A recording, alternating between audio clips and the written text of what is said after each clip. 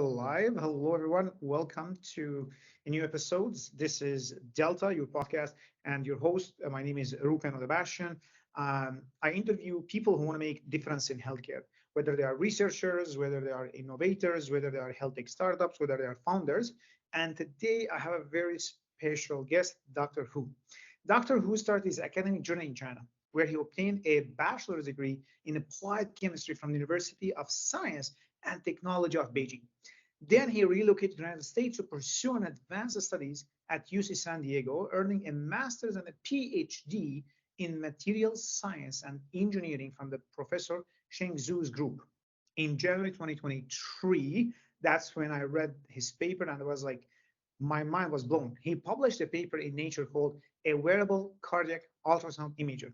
This paper discusses a new technology that helps us obtain continuous cardiac monitoring via ultrasound. It's my honor to welcome this esteemed scholar to our podcast, Delta, and welcome, Dr. Hu. Yeah, hi everybody. Thank you. Hi, Dr.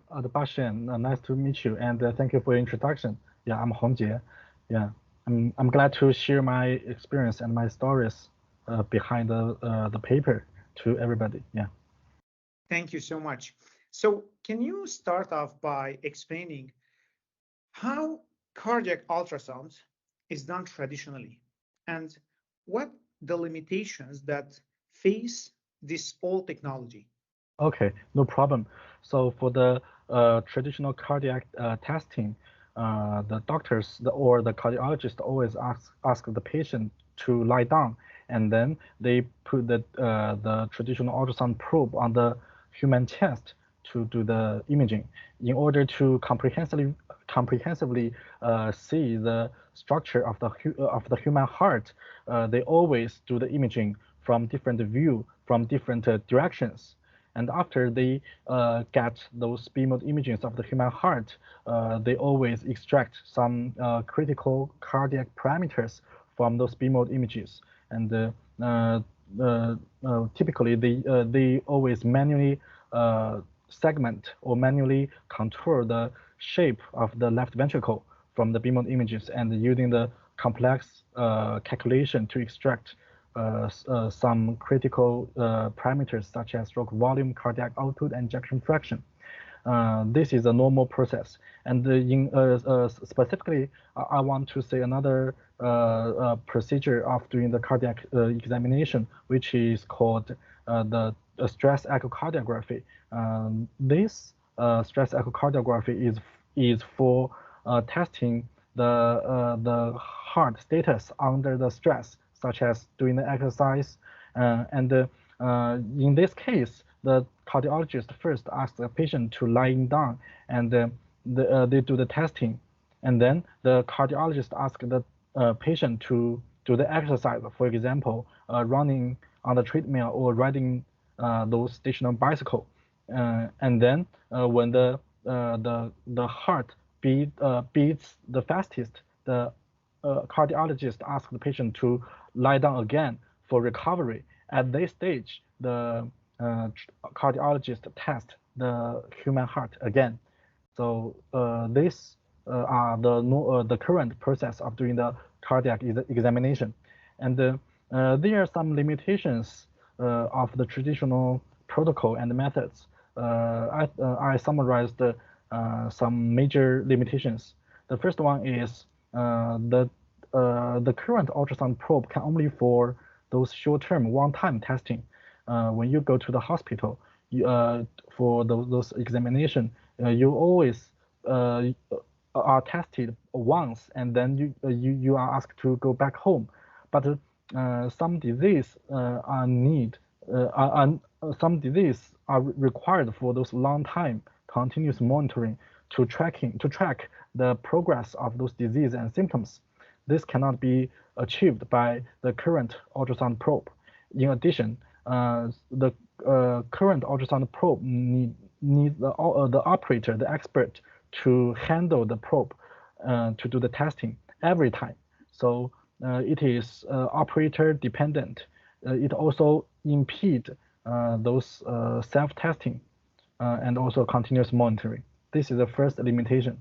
The second limitation is the current ultrasound probe cannot do the test during the exercise. As I just described, the cardiologist can always provide the testing before and after during the exercise when doing the stress echocardiography, but cannot provide those in motion testing because of the bulky housing of the traditional ultrasound probe. This is the second major limitation.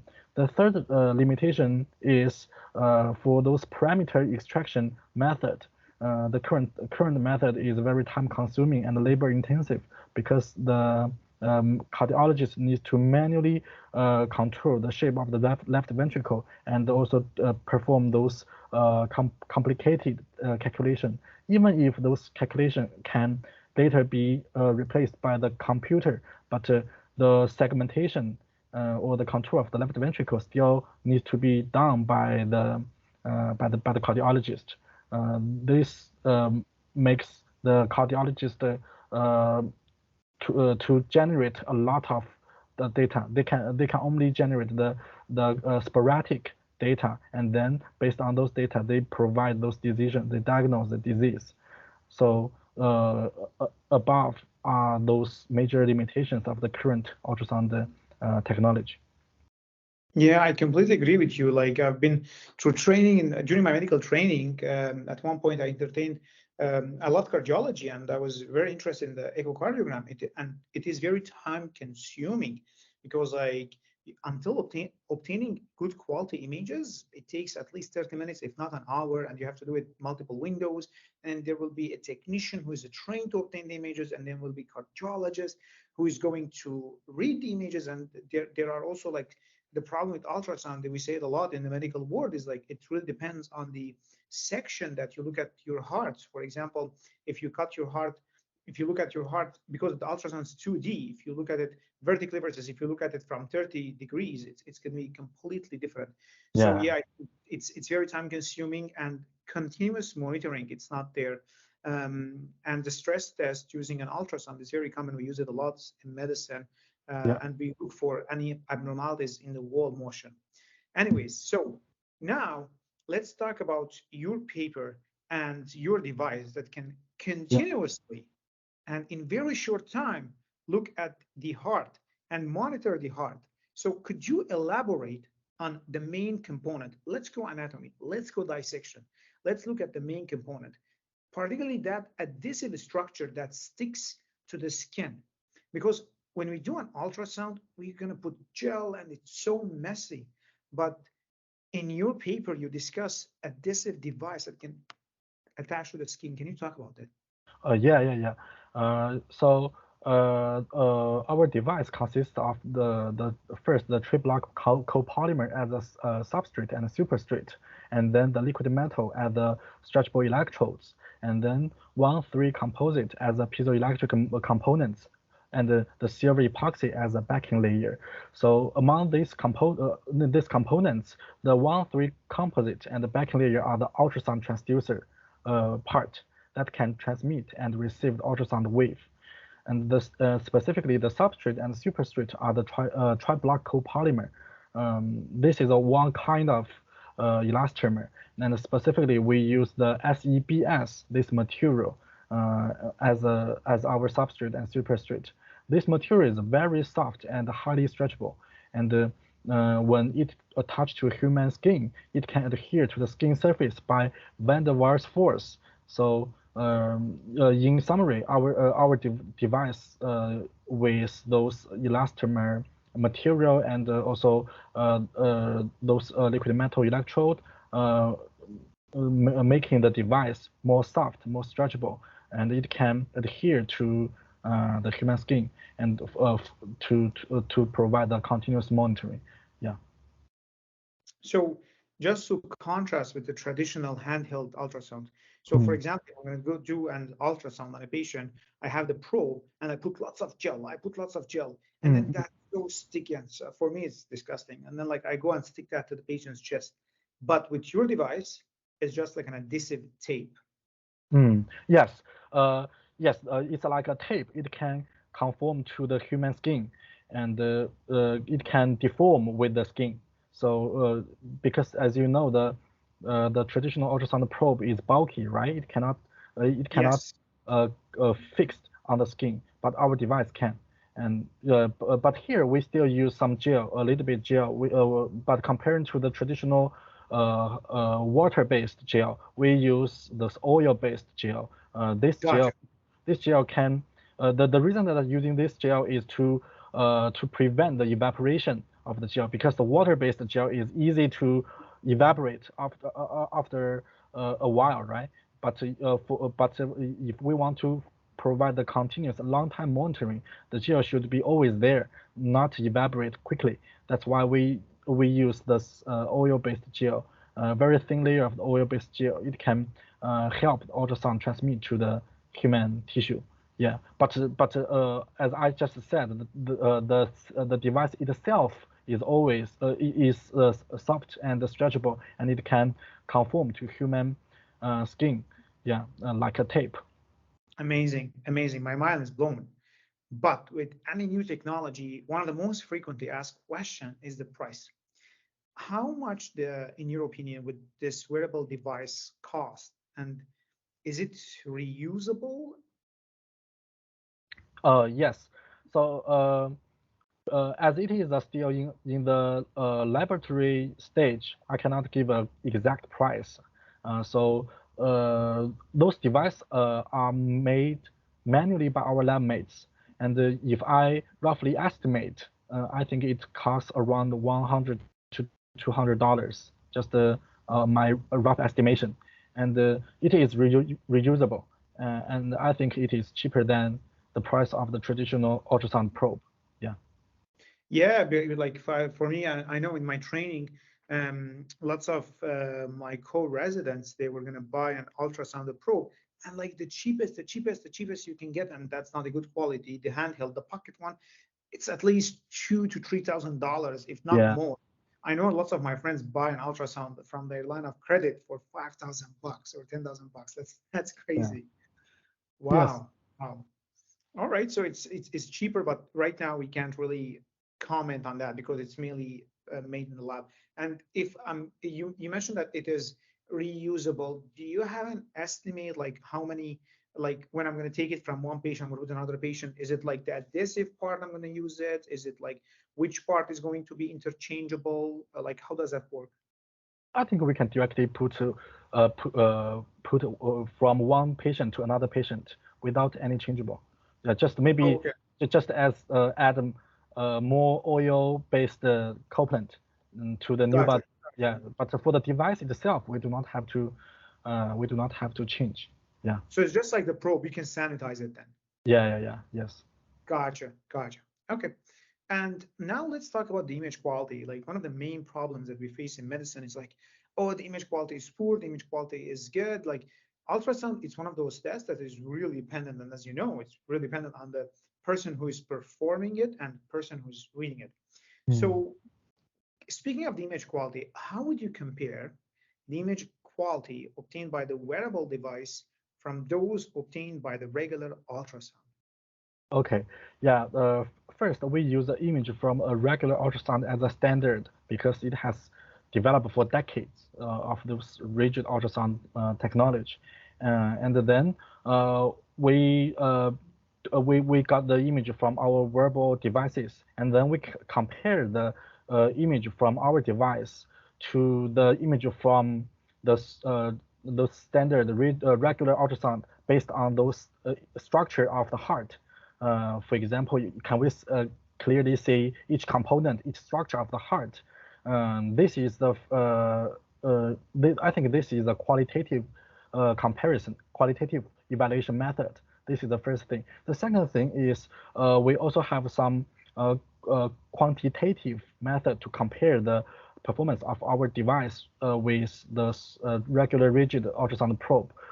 We characterize some parameters of two probes, such as those spatial resolution, contrast, penetration depth, signal to noise ratio, and so on and so forth, using those commercial professional phantom because those phantoms, the function of those phantoms are for the characterization of the probe. So we perform the characterization on those phantoms and compare those parameters one by one with each other. Those are two methods to evaluate the image quality or the probe performance of our device and the traditional commercial device. Yeah.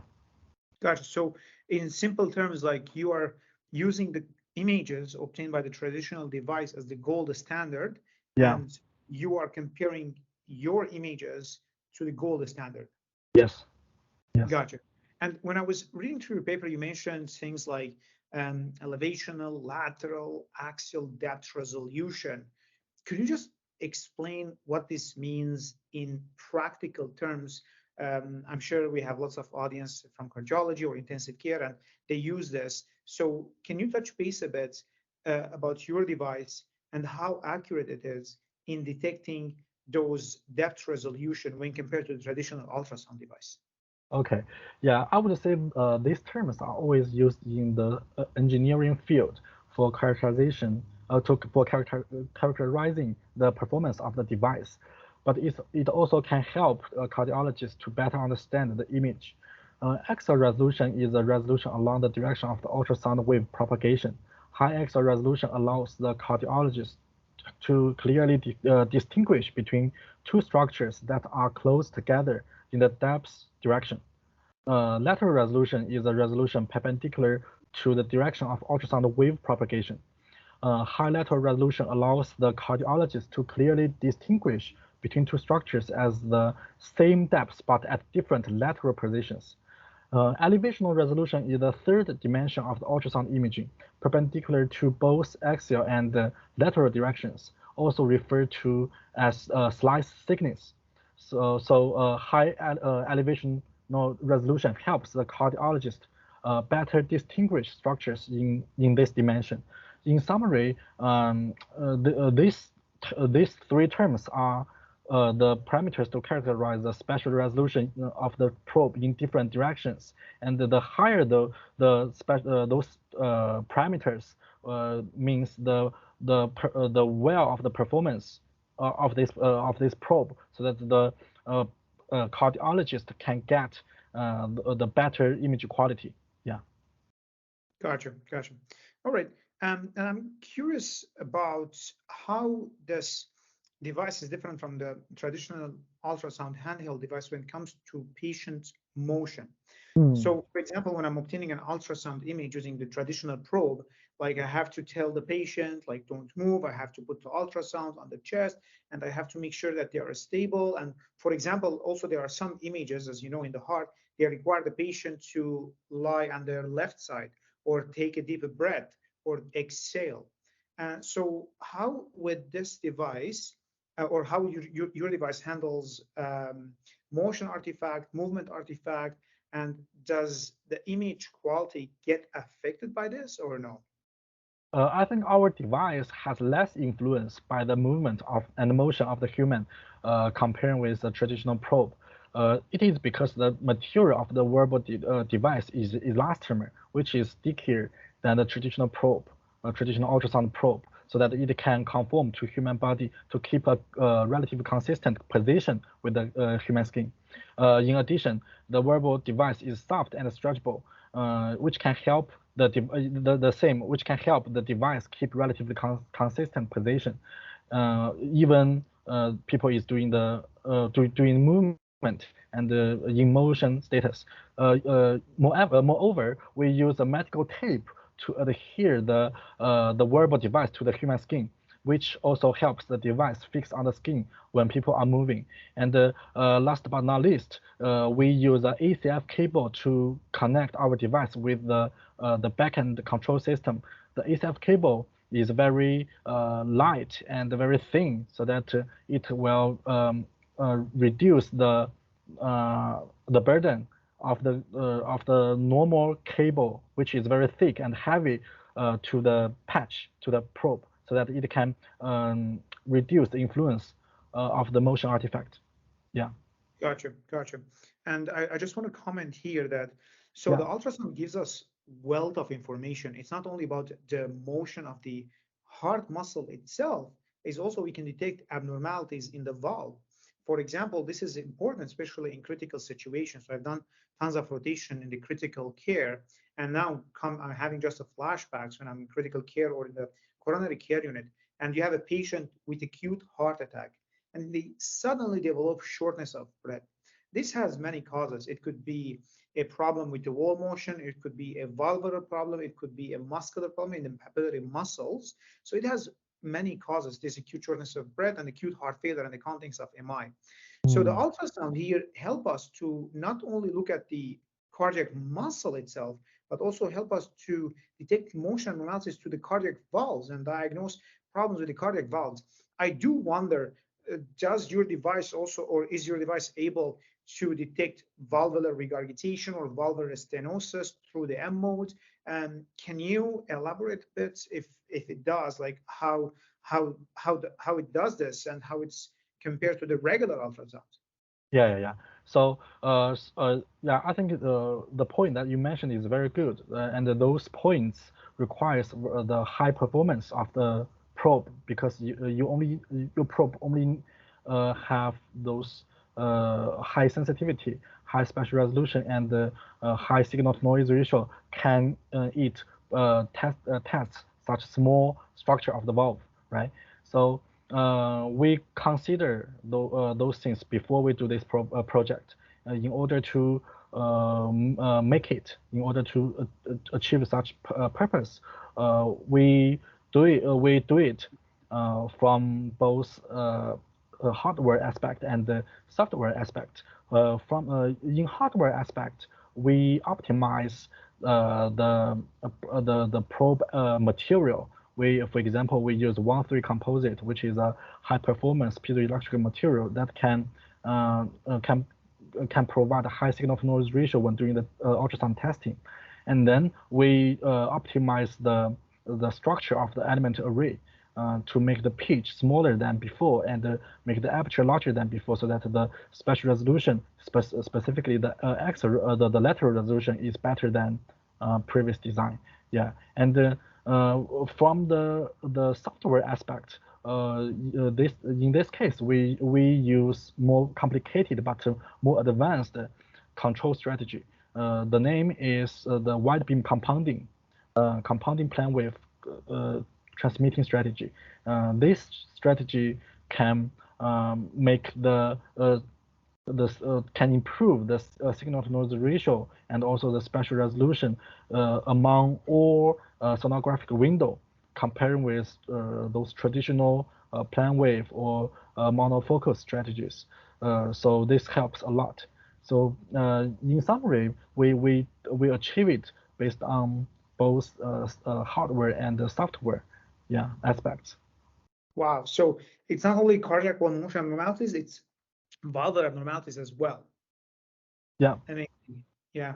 Okay. So what also caught my eye, I'm just going through your paper here, and like I took tons of notes. I read it yesterday. I read it a month ago. I like it's just like it's amazing paper.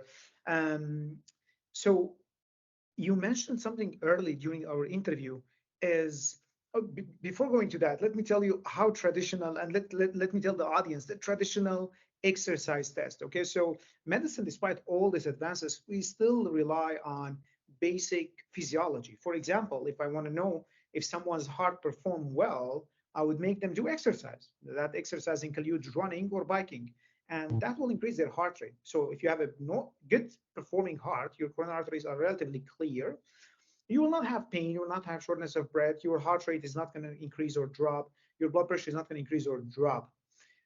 So this is called the exercise test. And we have different ways of looking at the heart after we exercise. So we can do an ultrasound, we can do an ECG, we can do a PET scan. So we make the heart exercise and then we look at the heart with different modalities. One of the ways is doing a stress cardiac ultrasound. We obtain images via ultrasound, as you mentioned earlier. And then we make that person jump on a treadmill or jump on a bike. And then that comes off the treadmill, comes off the bike. And then we do obtain another imaging ultrasound. So as you can see, the traditional way does not include continuous monitoring of the heart during, before, and minutes after the exercise. Yeah. You in your paper, your device can detect cardiac wall motion abnormalities. Yeah. Before and after, during the exercise. Can you expand a bit on this fascinating point? Yeah. So I think this is a one innovative point of our work, because I think we provide a new testing protocol comparing with the current clinical protocol. As you said, the current cannot provide the continuous monitoring during the exercise, and comparing with I think ECG can do the test. ECG test. Yes. Yeah, ECG testing can be performed during the exercise, but ECG can only provide those one-dimensional signal, right? 1D signal, not the image. You cannot see the structure of the human heart. You can only see the RF signals, and but the ultrasound can provide the images, which means it can provide more information to let you see the heart. That's why we want to make this function achievable. And the stress echocardiography is a very important testing. And I know that some disease, for example, the heart failure, it appears only when the heart is under the intensive stress. So maybe, for example, when you're doing the exercise, if you have the heart failure, you can be tested. But when you go back to the bed to recovery, the symptom will disappear. But if you only test after you're doing the exercise, you may not capture this symptom, at least the onset of symptom. That's why we, based on those requirements or those needs, we use our device to do the testing to achieve this function. Yeah, I think that's what I should say, because the entire process has been described before. Yeah. Yeah, it's mind blowing, because, like, as you mentioned, like, let's say you have very minor coronary artery disease, and once you are off the treadmill and after a couple of seconds your heart is back to normal. We failed to detect that early, but I think with your device it can detect wall motion abnormalities very early on. And I'm just like, my mind is blown, because, like, this, hopefully in the future, once it breaks through and it gets its spot in the guidelines, I do wonder, like, what are the guidelines will say, how we're going to use it, and that would be very interesting area to witness for sure. So when we obtain images, so now we are getting into obtaining images continuously. We're not obtaining images in a one point of time. We're obtaining images continuously. That means we will have a huge tons of data. But I think you already thought about that. And I was going through your paper. You mentioned that in your lab, you developed a deep learning network to process the images. So that means I'm going to take the mental load from the physician, and I'm not going to make him read all these images. And we have a deep network that can read the images for us. Can you elaborate a bit on this? Yes. Yeah. So just like what I have mentioned before, the current method is when the cardiologist gets the image, they will manually contour the shape of the left ventricle and then use complicated calculation to extract those critical cardiac parameters. This is the current method. But this procedure is very time consuming and labor intensive. They cannot generate a lot of data, because they only can generate, for example, the data from 1 or 2 cycles. But based on those 1 or 2 cycles, maybe the diagnosis may not very accurate. In order to help the doctor save time and also provide the accuracy of diagnosis, we want to use an automatic method to improve the efficiency. That's why we generate this idea to using those deep learning method to solve this problem. The name of the model is FCN 32. The function of this model is to automatically segment the shape of the left ventricle. So when we got the B-mode imaging, we input it into the model, and the model will automatically control the shape of the left ventricle and the output. And then we have the some algorithm to calculate the volume of the left ventricle automatically, and based on the left ventricle volume, we can further calculate the stroke volume, cardiac output, and ejection fraction. The entire process is automatic. And in addition, comparing with the traditional method, our method can output a bunch of the data rather than those sporadic 1 or 2 cycle data. So those more data can provide more accuracy when the cardiologist diagnose the disease. Yeah, and I think in the future, if we train more people, more patients in our model, we can test it. We can use our model to test more people. Yeah, I think that is our deep learning model. Yeah, I completely agree with you. I think it's a big problem to solve. It's very important to solve, and I think we need a breakthrough like this, because, like, for example, like there are those models that were developed in the past, and they can read ECGs and they can provide like initial diagnosis. And lots of cardiologists complain of this, and they don't look at it because lots of time it can misdiagnosis, and that did not change. But here I see that the models that we are using, they are trainable. You can teach them to get more accurate, and that's what makes me very excited. And for people who are watching this and they don't know why this is important, so especially like in coronary care unit or ICU, those are places where we continuously monitor patients, sometimes for 7 days, 10 days, 15 days. I've seen people who had critical situation for 20 days and they are on a monitor, right? So if we're going to use this device to obtain continuous imaging of the heart, let's say, so we will have tons of information, and we can't deploy physician. We don't have enough manpower to read through all these images and tell us what happened yesterday night at 4 o'clock in the morning, let's say, when we increase the dose of norepinephrine, which is one of the pressors, or dobutamine, or when we gave the patient diuretic, how did he respond? Because I see that the numbers from this help us in diagnosis in real time. And now we're talking about it, I'm having other ideas. One of the most problematic things that we face in medicine and like in nephrology, cardiology, is developing or like measuring the patient's volume status. How much fluids do we have? And sometimes it's experimental. We give Lasix, which is a diuretic, and sometimes we give a fluids to control the volume status, which is the amount of blood running through the veins and the heart, right?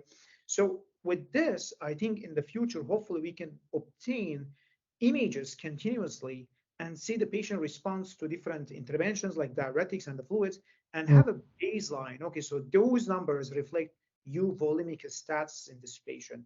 Then if we have these numbers, then we are hypervolemic, we have to give diuretics. It's very interesting. Okay, I'm talking too much. I will leave you to the talking. It's very exciting. You raise a lot of very fantastic points. Yes, yeah, those are very good future directions.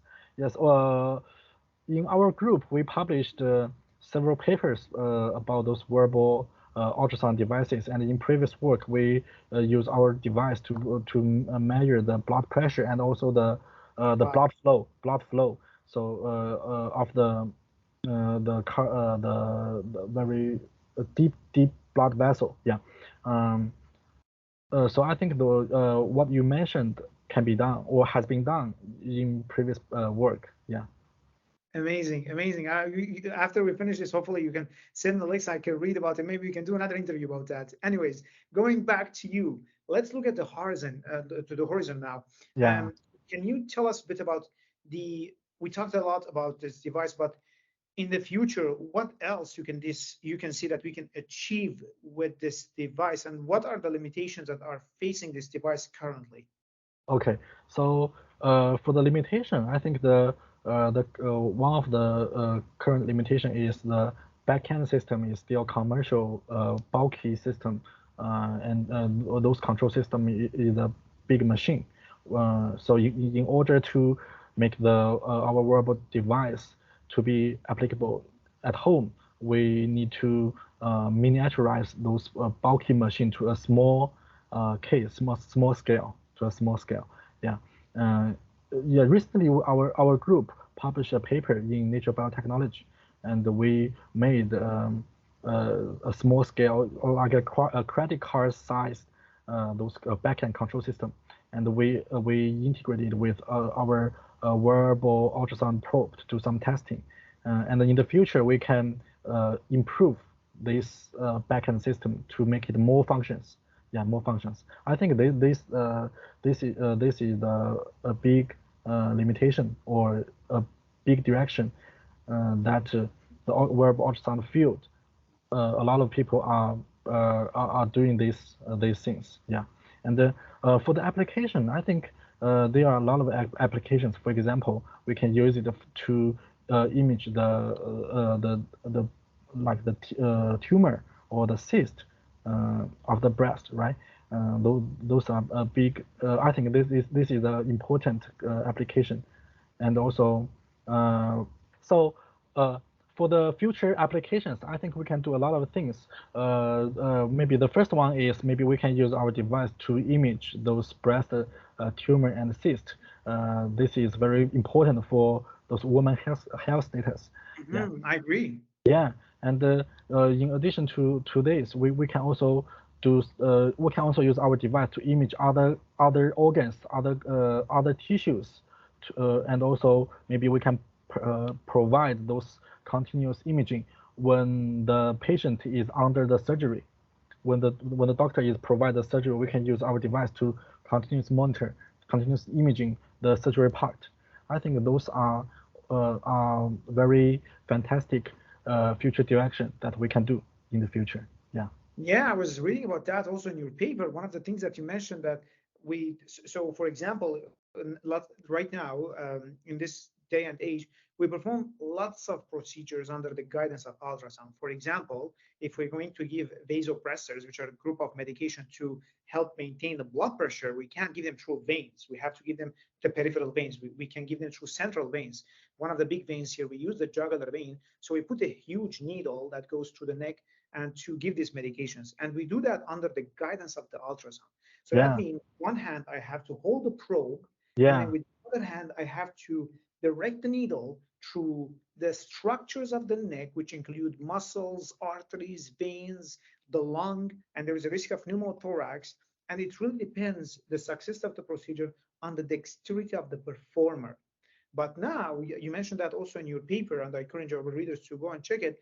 I don't need to use my both hands, when one of them is to obtain images. If I'm performing a procedure, I can do it with this patch, and I can use both my hands to stretch the skin, change the angle, and see my needle in real time. Not only that, obtaining a biopsy from the kidney, we use ultrasound. Removing a fluid in people of ascites, which is increased accumulation of fluids in the abdomen, we use ultrasound. So I just see like the application of this is just like mind blowing. It can be used in many different things, and it can help future doctors as they get trained to perform procedures with less complications.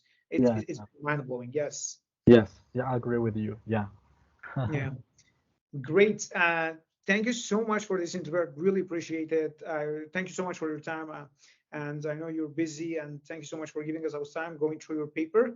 And stay tuned, everyone. I will see you next time, and we will have another great inventor or a researcher or a startup founder who's trying to make a difference in healthcare in our podcast. Thank you. Thank you very much.